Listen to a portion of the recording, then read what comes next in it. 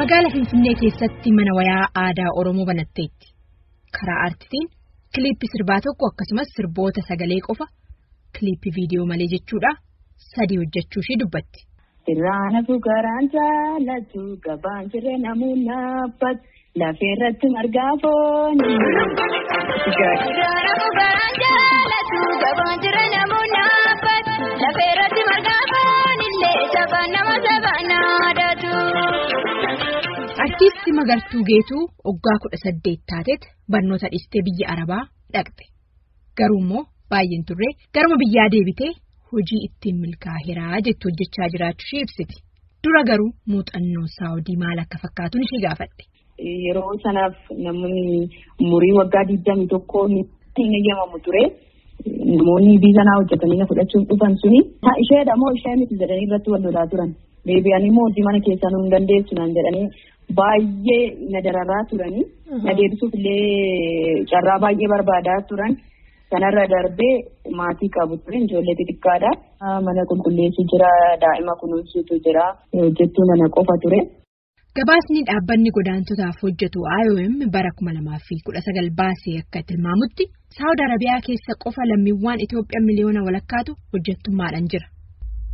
Akkuma warri milkaa'u jiru karaa biraatiin garuu yeroo baay'ee dargaggoonni hojii mana namaatiif biyyaa bahan hammeenya adda addaatiif saaxilaman. Maatii gaariitti naqabee anjettu Magartuun waggaa 4 booda garuu gara biyya ofiitti deebiteetti. Maallaqa caalaa muuxannoon keessumattuu immoo sa'aatii ofii gubuu dhiisuu irratti waan guddaa barachuu ibsitu. Shamarreen tun dandeettiidhaaf yeroo ofii fayyadamuu irratti odoo biyyaan bahinii fi amma waan jiru wal bira qabdee akka fakkeenyatti kaasti. Wanni biyya Arabaan deemin dura dhimma biizineesii waan jedhamu keessan galle maatiin yoo hojjetaniyyuu daldala turanii qote bultoota turanii. Yeroo sanatti ani yoon bishaan geesse yeroo mana keessa hojjete jalatti wanti nani alatti baasee guyyaa kana mana hojjete guyyaa kana waan akkanaan hojjete jedhee orderoota jiranillee wanti nani cheek godhadhee buluun jiru. Amma garuu ganama yoon bahee amma sa'aatitti maaltu hojjetamuu qaba. Sana booda maaltu jira galgala maal hojjechuun qaba waan jedhu karoorfadheetiin ni jechuudha. Beellaman ijoollee wajjin dabarsullee akkasumatti waan sagantaa garuu yeroo baana sana sagantaa hin qabu.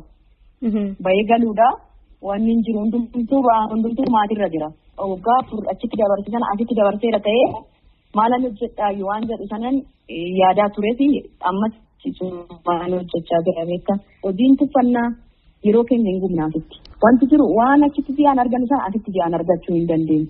Barnoota yeroo jettu muuxannoo sanii barnootni argatu. Barnoota gaafa hin jedhu.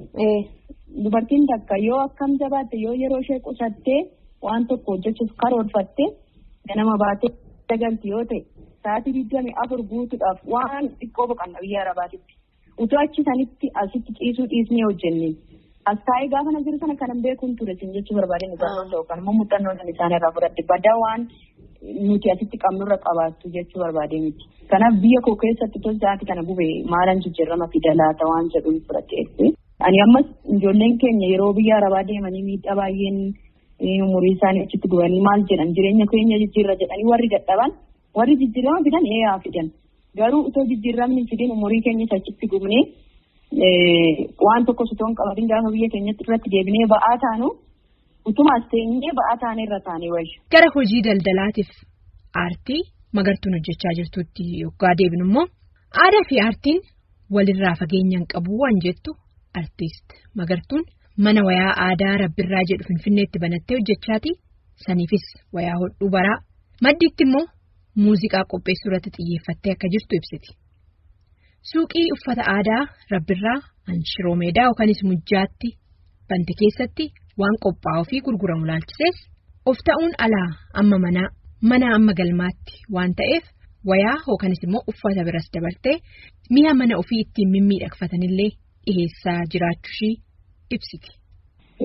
Huccuun hojjechaa jirru kan ammayyaa kan hin ammayyaa hin jiru. Waluma keessa hojjechaa jirra siin jechuu barbaadeen kanneen akka faayaa bareedina manaaf wantoota ta'an waan mana keessatti nama barbaachisan. Ani ofii koodhaafillee ogummaa barachaa jira. Barnootuma san keessadha kanan hojjechaa jiru. Dizaayinii moo maal baratta? Odda of ta'uun ana amma manaattis haa ta'u mana amma galmaattis haa ta'u waan sana immoo jechaan qofa otoo hin taane gochaadhaan amma harki keenya ga'ee amma namoota baay'eedhaanis wal gargaaree waan isaa jirra. Oromoon immoo waan sana bitatee ittiin bareedee ittiin gaafa argamu qarshii argan sana otoo hin taane bareedina isaanii santu qabeenya keenya jechuun marga.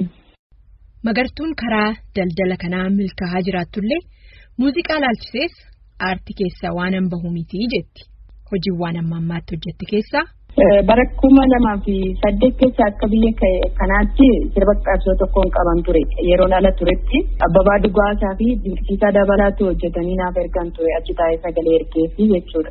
Wadaloo fi yeedaloo isaa kan keekiyyaan amma naa barreesse achumatti hin xumuree dhufe. Keessatti haala guddina kiyya keessatti aartiidhuman argaa guddadhee sirbu yeroo gaddiin jirratti sirbumaan dabarsu gammachuu isaanii maalillee akkasumatti dabarsina. Aartiin akkasumatti na keessa guddatee ergaan biyya Arabaa deemee achi as deebi'ee aartiin galee. Tole egaa gara xumuruutti deemnaa karoorri kee fuulduraa maali? Ani gara fuulduraatti utoo gama aartii keessaan bahu yoomiyyuu yeroo dhiyaatti immoo qillee danfa jedheen yaadaa jira hojjetaan jira haaluma jechuun jireenya kanatu ragaduu fi maal nu daandisaa jira. Kanaaf immoo boo'ichis nutti baay'attee waan jirtuuf harka keessa qaqqabadhe malee waan hin xumuree farkaan waan hin qabutu jira. Sanarraa kanas gara fuulduraatti manni cuudaa amma nan keessa jiru baay'ee xiqqoodha. Xiqqoo gaafan jedhu bal'inni manaasallee xiqqoodha. Maateriyaalli harkaa qabullee baay'ee xiqqaadha. Gara fuulduraa immoo guddisuullee gara guddaa kana caalu raabsuufillee fedhan qaba. Artiist Magartuu Geetuu haadha mana uffata aadaa Rabbirraa yeroo keetiif akkasumas muuxannoo kee dhaggeeffattoota keenya wajjiniin hiruu keetiif ulfaadhu sin jedha. Jiraadha.